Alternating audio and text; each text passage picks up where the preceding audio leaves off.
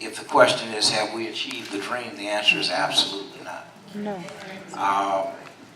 When we elected the president, that was not the achievement, or fulfillment, excuse me, of the dream. That was an aspect of the dream being fulfilled, but nowhere near the fulfillment. Now, Dad and Mom dedicated their lives to what Dad called was eradicating the triple evils.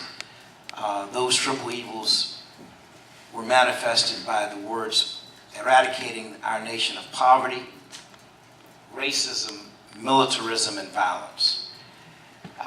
We can look at race and say we've made strides, but we still have a ways to go, as I stated earlier. But we certainly have made strides. When we look at poverty, if we go back to 1963, there were 20 million people in poverty. Today, there's 60 million plus, and it's growing. So we're not really addressing the issue of how do we create a better quality of life for everyone in our society, including those who happen to be impoverished. We are missing the mark. And there are many things, there are things that could have been done, I think, along the way that could have begun to address the issue. I'll say that we all know that when you talked about African American wealth and the disparity in the presentation, well, before the foreclosure crisis, those numbers would have been a little bit different. Although our wealth was not true wealth, it was actually the prospect of home ownership. And the foreclosure crisis that exists is an interesting dynamic because they knew before it started that it was going to be an ending. So you created short-term gain for a lot of titans, but ultimately long-term pain for millions of Americans. And nobody thus far have we seen prosecuted. That's a tragedy. It's a shame and a disgrace.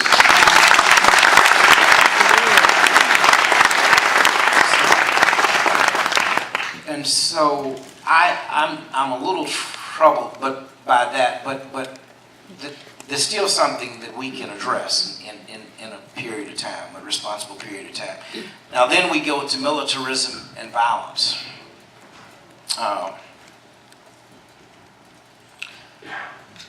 We live in a nation that teaches us that creates fear. I used to say that you can't stomp out terrorism by terrorizing others. We've got to find a way to create opportunity for as many who want opportunity, to help create that climate. And if we were able to do that in our nation and throughout the world, you would see terrorism minimized. Now, fanaticism is a different animal. That's different. But I'm talking about terrorism, real terrorism.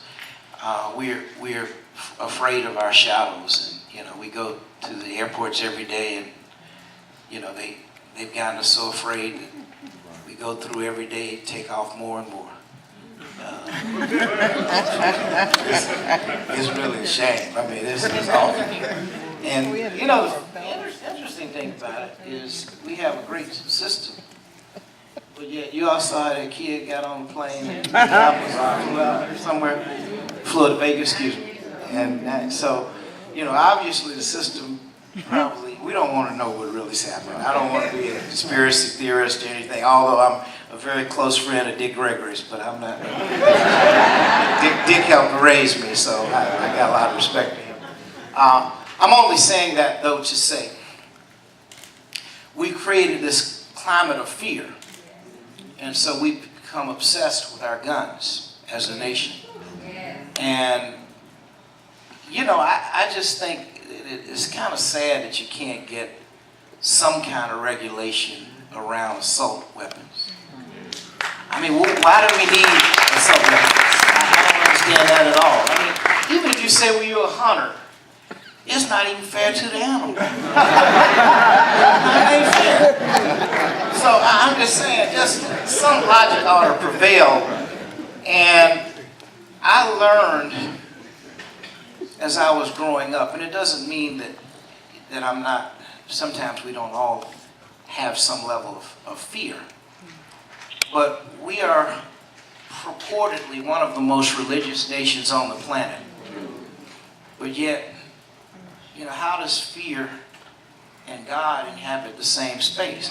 Either you really believe, or you just say, well, I've got to have my 22 or 38 in cages. I don't know.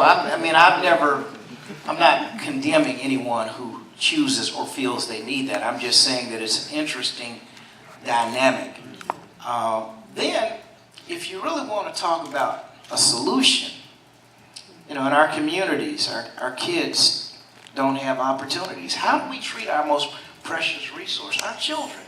We mistreat them. We've accepted an education system for all these years that does not produce. Amen. And the whole system, I don't mean, the public school system is abysmal. It's abominable. And it's not about just being critical for the sake of being critical. It's about how do you create more systems like St. Hope has done. How do you create more that, number one, you got to capture the imagination of a youngster so that he or she has a zeal for learning and knowledge and is excited about coming to school every day. We can create that climate. We do it with these games. We can do it with anything. So why have we not demanded that? I got off message. So I apologize. But my higher point was this. Until we have come close to beginning to eradicate or eliminate or at least suppress poverty, overcome racism, and minimize militarism and violence. Now understand, we have a nation that protects us. But, I love the president, okay? And I respect the president. But my dad, my mom, and I have very serious concerns about we using drones around the world. Amen. It's not just for surveillance. Yeah, you may make you safe, but those same drones, they may be used in your neighborhood soon. Yeah. They already be doing it. Mm-hmm. So I'm just saying, there are things that we have to, just because I may not agree on the issue doesn't mean I don't support it. Mm-hmm. So that's the thing. I think what Dad was a challenger of what he believed was truth. And we have to always we have to always attempt to deal with the truth. And you can deal with the truth without trying to diminish someone else. If Congress was really interested in a real discourse, they would begin to resolve some of the problems, as opposed to some of this being racially motivated. Some of it, a significant part of it, I have to believe is racially motivated. But as a result, masses of Americans are suffering. Amen. And, I never believed that we would come to a time where our politicians would be operating as they are today. Now, what do I mean by that? We used to talk about creating a better nation for generations yet unborn. And it seems like, now part of the motive of getting our financial house in order, that is something we must do. But the question is, how do we do it? Do you cut out Head Start and all of the things that really undergird our system? And the answer would be no. But there's a constructive way to do it. There's still a significant amount of waste in government. So we have to keep looking at ways to reduce what we're spending and to get our debt under control and intact. But in addition to that, there are new things that we have to create so that there are opportunities in the community. Because again, when you look at the unemployment rate among our young people who are 18 to 30, you got 40, 45% in some communities.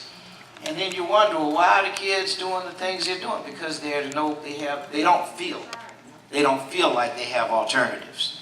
And we abandoned them 30 years ago by letting them drop out of schools. And so they have no viable skill set from a technological standpoint that can be applied to where some of the jobs are today. Not that they don't have the ability or didn't have the ability.